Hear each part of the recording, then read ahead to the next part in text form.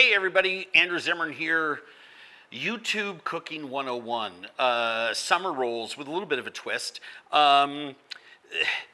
Summer rolls are those soft, uncooked Vietnamese hand rolls that are made with banh trang, these rice paper sheets. You dip them in hot water, they rehydrate fairly quickly. You load them up with noodles and lettuce and sprouts and shrimp and usually cold roast leftover pork, maybe a little carrot. You dip them in a sauce of simple syrup, fish sauce, some chilies and lime, and you roll them up in a sheet like this. We've all seen that done.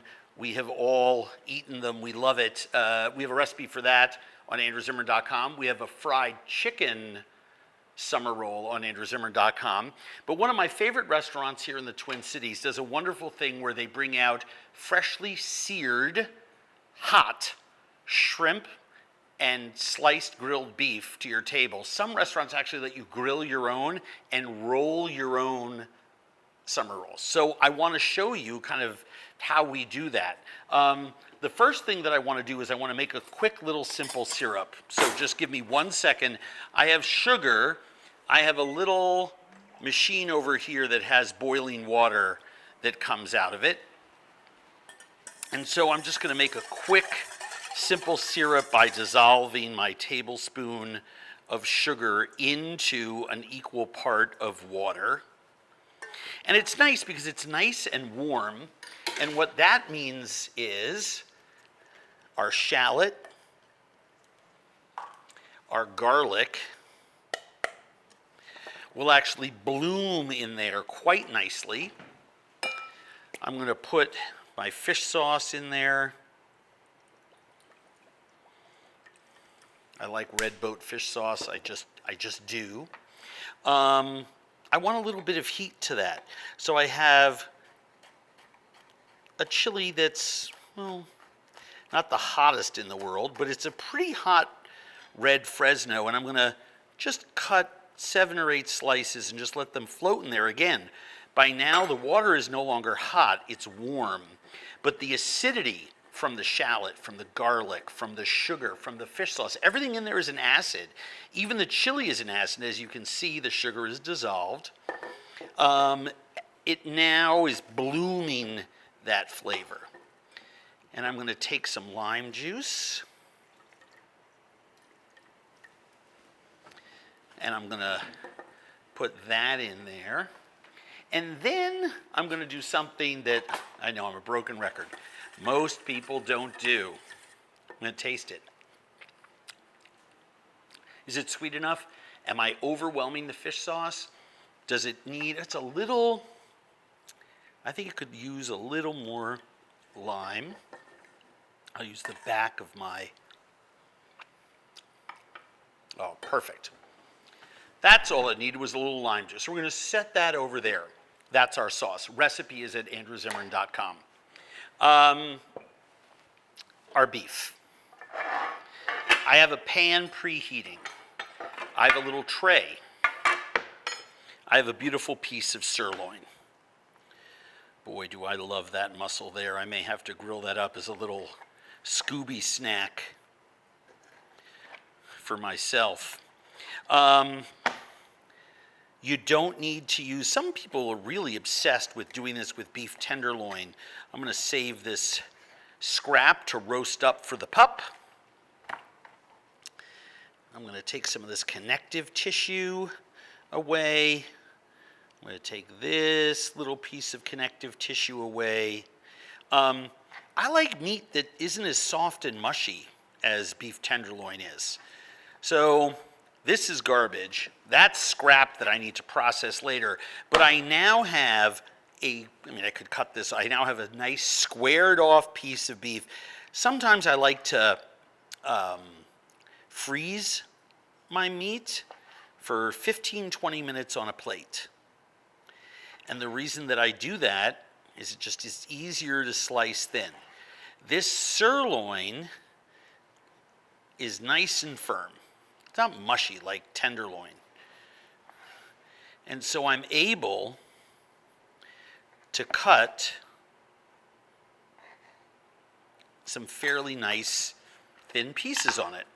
And then all I'm going to do is make sure that my pan, I'll turn my light on so you can see this. I have a small pan here, and I'm just going to sear these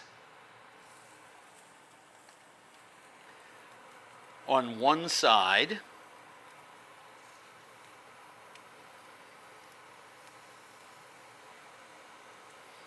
I don't want to make them oily. I just want the fat from the beef.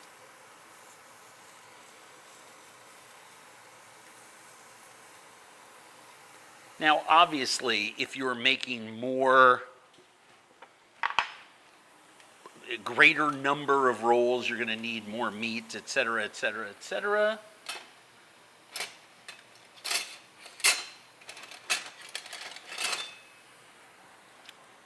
But all I do is I want to hard sear them on one side.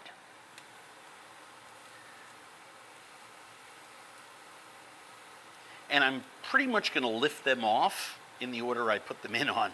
So you see the first piece I put in right there? That's almost cooked through just on that one side. I'm just going to lay it down. And then there's this one.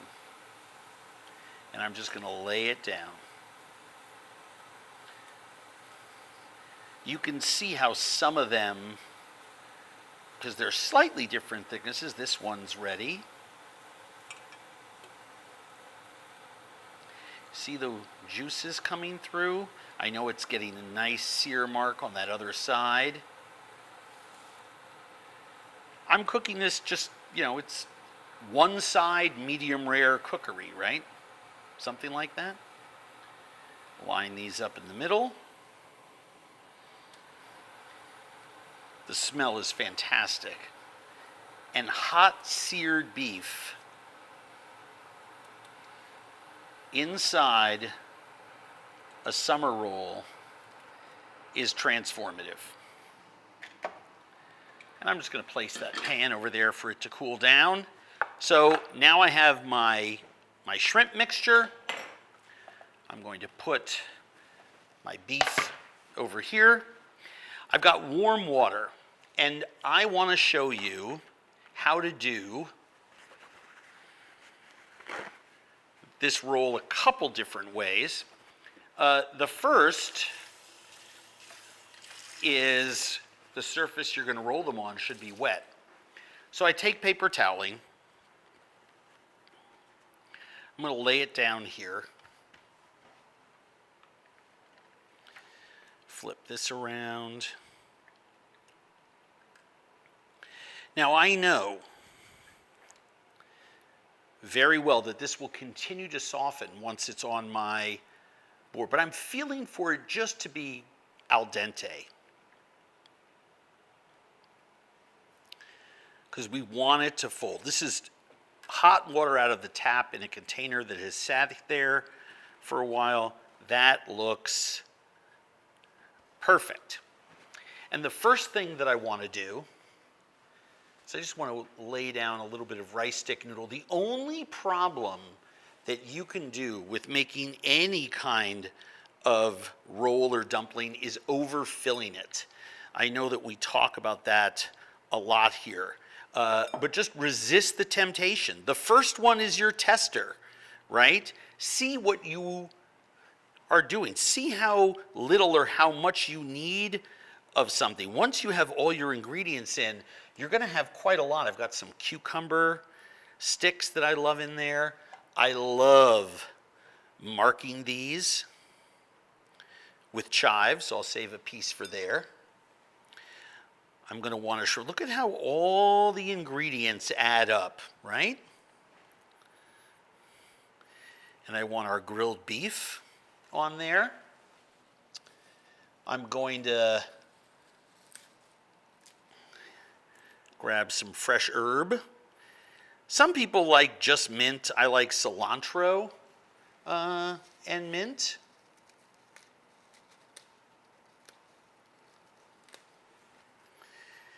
And there we go. Now I've put a relatively small amount of each one in there, but we are all filled up, my friends. And at this point, I just pull over the top and snug back. Go over the top and snug back.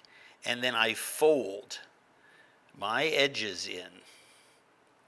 And the great thing about this is that as these dry, they are super, super sticky. And then place your chive in at the end and rolling tightly in a uniform way so that they're nice and even.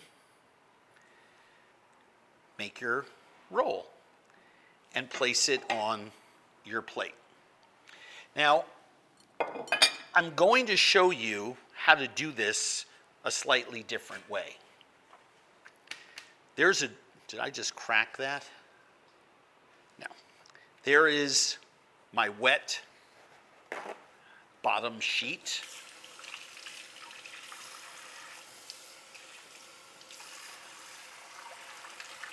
And all I am going to do, I haven't wrung this out too much,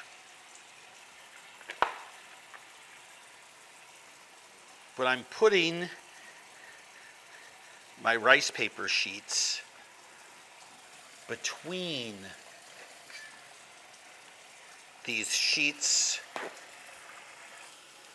I have cold water now, right? Because these are just like sheets of pasta. They're just absorbing moisture.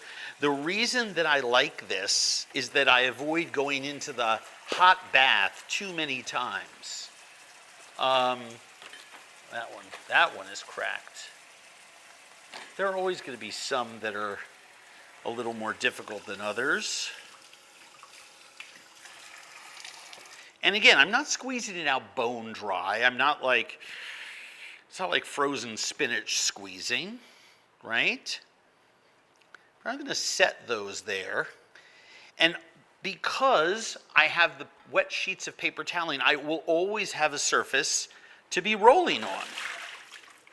This is absolutely wonderful, and I would encourage you to do it. It's very nice, especially if you have 4 or 5 people around an island rolling, which is kind of the fun thing, is to do this with friends. But when I'm making like 8, 9, 10 of these for a party, or 80, I find stacking them up, they kind of stay at pliable for long enough for me to do it. And all we want to do, let me get a little dipping sauce bowl down out of here.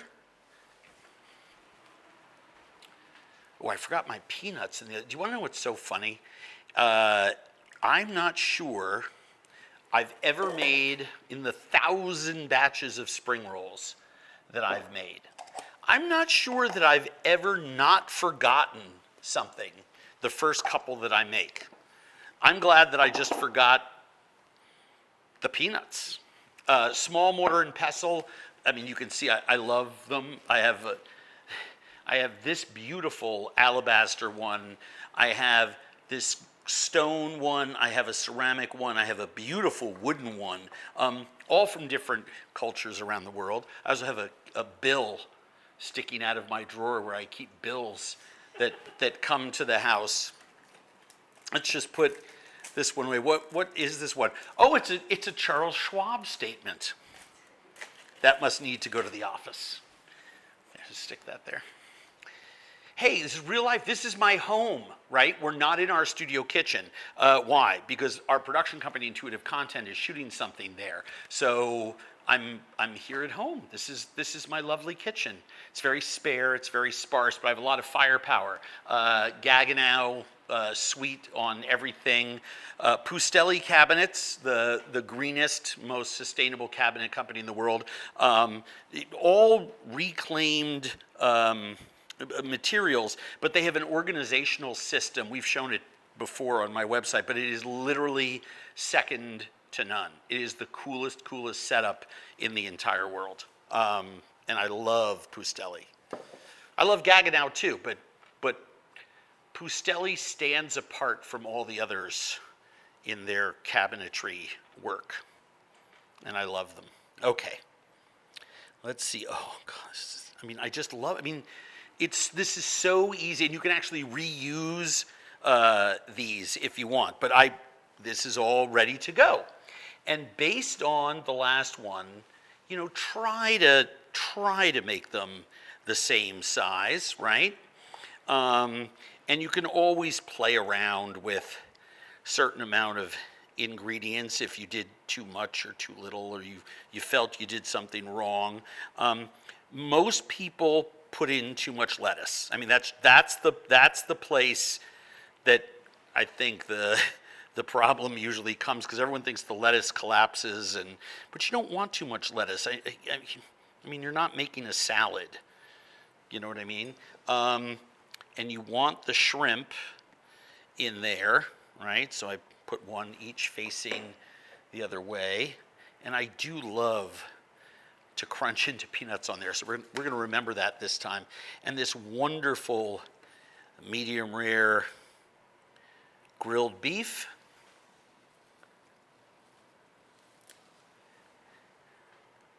The cilantro. You can put mint sprigs if you have thin stems of mint. The mint that I have right now, even the tops, I'll show you, have such thick stems that I've chosen just to put the leaf itself on there, right? Because I don't want big stems in there. I want to show you how I do this again. These fingers hold it down, and my thumb and forefinger roll this over, and I snug it back. The snugging back is the single most important thing you do. A quarter roll, and we fold in the sides. A quarter roll, and fold in the sides. And then as I'm coming over the top, I like to place my chive, my scallion, whatever you want.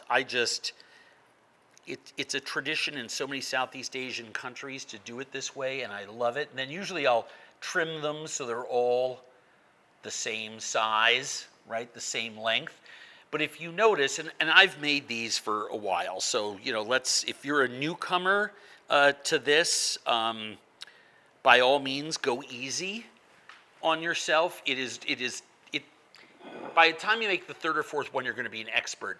I mean, look how pretty that is, especially with dipping sauce. Now, a word about the dipping sauce. Put out lots of little bowls, even disposable little plastic souffle cups for your friends. If you happen to have a lot of dipping bowls and you collect them, this is your chance to use it, because people are going to be double dipping. The nuoc cham is delicious. You see how there's not a lot of filler? Everything is in balance and harmony. We don't have too much noodle, too much lettuce, too much of anything. Total, you have a lot of crunchy vegetables, but in mass, in terms of mass, it matches the protein and the herb amount. In other words, everything is in harmony, and I think that's the most important thing.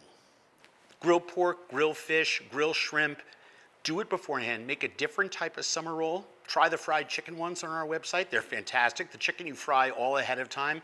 It'll add, if you like a traditional summer roll in restaurants, this you're going to go nuts for, and my nuoc cham you are going to absolutely adore.